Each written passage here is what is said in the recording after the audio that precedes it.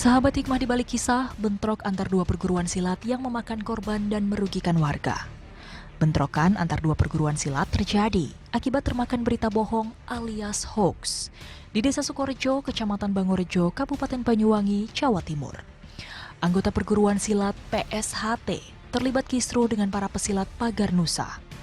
Akibatnya, 1 orang meninggal dunia, belasan lainnya luka-luka, dan sejumlah rumah milik warga hancur berantakan, serta 1 tempat ibadah rusak parah. Polisi yang datang ke lokasi kejadian berhasil menghalau massa yang bertikai dan juga amankan berbagai senjata serta bom molotov yang digunakan kedua kubu untuk saling serang. Bupati Banyuwangi juga turun tangan mendamaikan massa yang beringas. Ratusan aparat gabungan juga diterjunkan untuk mencegah bentrok susulan. Hingga kini Kepolisian Resort Kota Banyuwangi terus melakukan penyelidikan, meminta keterangan para saksi, dan juga memburu provokator yang menyebabkan peristiwa berdarah ini.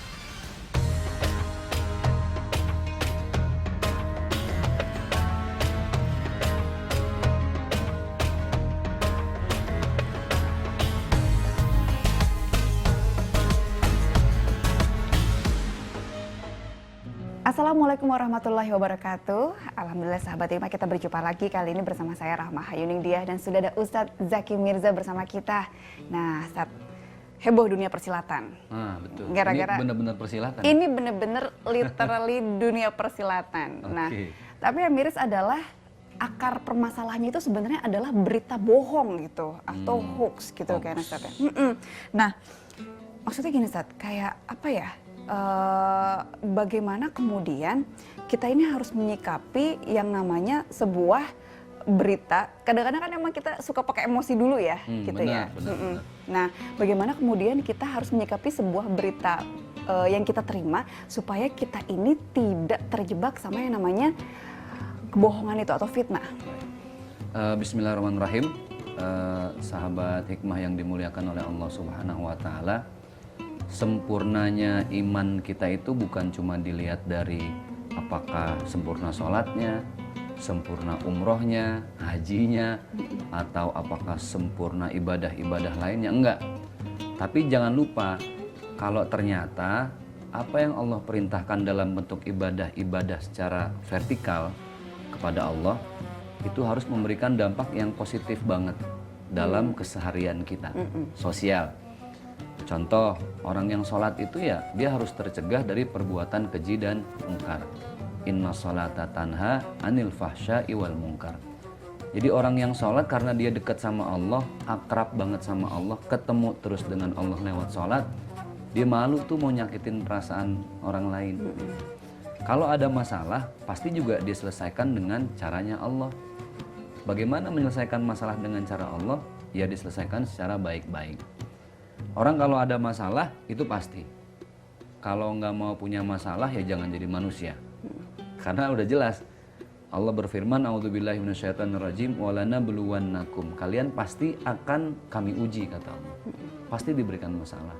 Nah, cuman bagaimana menghadapi masalah itu yang jadi masalah. Islam itu menurunkan Al-Quran, kemudian juga mengutus Rasulnya untuk menjadi contoh bagi kita semua. Rasul itu ketika ada permasalahan, Allah berpesan, Ud'u ila sabili rabbika. Jadi selesaikanlah masalah, panggillah orang lain untuk lebih dekat dengan Allah, bil hikmah wal mau'izatil hasanah. Dengan kata-kata hikmah. Nah, ini kan pas nih hikmah di balik kisah. Dengan judul acara kita. Iya benar. Dengan kata-kata hikmah, santun, mengedepankan akhlak gitu ya. Wal mau'izatil hasanah, dengan kata-kata yang lemah lembut. Nah, jadi sebaik-baiknya orang muslim itu bukan yang menyelesaikan masalah dengan urat, dengan otot, tapi dengan pikiran dan dengan hati. Karena mungkin ini sama-sama perguruan bela diri kali ya. Jawara semua tuh isinya tuh Ustaz. Iya. Padahal lupa orang itu belajar bela diri, semakin tinggi ilmunya harus semakin rendah hati. Lihat deh. Justru orang yang belajar bela diri baru 1 jurus, 2 jurus, dia masuk pasar, ngobrak-ngabrik minta jatah reman. Padahal jurusnya baru itu aja kan. Dilawan sama yang benar-benar bisa bela diri juga joprak sendiri. Tapi lihat bagaimana dalam Tai Chi Master. Dengan nonton film ya. Iya.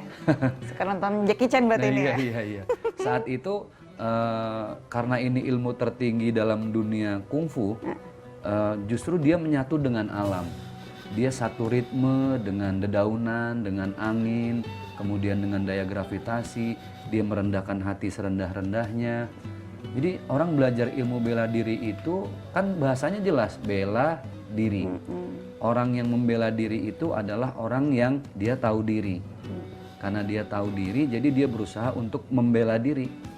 Maka belajar ilmu bela diri ini bukan buat sombong-sombongan, tapi justru untuk lebih merendahkan hati dan membela ketika ada orang lain yang dizolimi. Kalau dari kasus tadi kan kita lihat justru mau main saling unjuk kekuatan ya, unjuk jurus masing-masing, yang ada akhirnya makan korban jiwa. Jadi sebaik-baiknya permasalahan Allah sampaikan wasyawirhum fil amri. Duduk bareng, cari akar permasalahan, tabayun. Tabayun itu artinya saling klarifikasi. Betul nggak sampean ngomong seperti ini tentang saya? Gitu. Kalau memang oh enggak kok, oke. Ada buktinya nggak? Ada saksinya nggak? Ini kan bisa dibicarakan. Maka seburuk-buruknya orang muslim itu adalah orang yang bersikap tanpa ada sikap tabayun di awal. Samalah kayak orang mau sholat kan ada wudunya dulu, ya kan? Nggak main langsung datang tiba-tiba sholat, ada proses. Ada wudu, ada niat, kemudian ada takbiratul ihram, tertib. Sholat itu harus dengan tertib. Maka ketika ada permasalahan, selesaikanlah itu juga dengan tertib sebagaimana kita berbuat tertib dalam sholat. Jangan sholatnya rajin, tapi ada masalah gerasak-gerusuk. Tahu nggak gerasak-gerusuk ya? Iya, Maksudnya, kayak wah nggak pakai berpikir jernih gitu ya? Nggak berpikir jernih. Karena pikiran yang jernih itu harus berangkat dari hati yang bersih. Hati yang bersih itu adalah hati yang selalu dekat dengan Allah Subhanahu wa Ta'ala. Jangan pernah mengaku kita dekat dengan Allah kalau masih mengedepankan emosi daripada hati. Itu dia. Kalau tabayun dulu, ngobrol dulu, klarifikasi dulu, kan ketahuan di awal kalau itu ternyata berita bohong ya Sat ya. Betul. Nah itu dia. Nah sekarang Sat, zaman sekarang yang namanya ribut itu kan nggak cuman ketemu terus udah gitu langsung main serang gitu kan. Di dunia nyata. Nah kalau sekarang justru banyak banget yang ribut itu di dunia maya, apalagi medsos ya kan, sampai makin rame. Biasanya gara-gara misalnya ada orang yang upload di story-nya atau di feed-nya atau cuitannya berisi curhatan, terus lama-lama nyindir, lama-lama spill atau menyebut inisial terus kebongkar akhirnya. Nah, itu akhirnya menyebabkan heboh lah netizen. Berita nasional, wah viral gitu. Nah, tapi kadang-kadang juga orang-orang itu penasaran gitu, kepo gitu Ustaz ya. Dan rame-rame akhirnya melakukan penghakiman sosial. Padahal orang itu mungkin benar-benar salah, tapi apakah pantas dia mendapatkan penghakiman sosial termasuk di medsos? Nah, kita akan bahas ini, sahabat hikmah, usai jeda.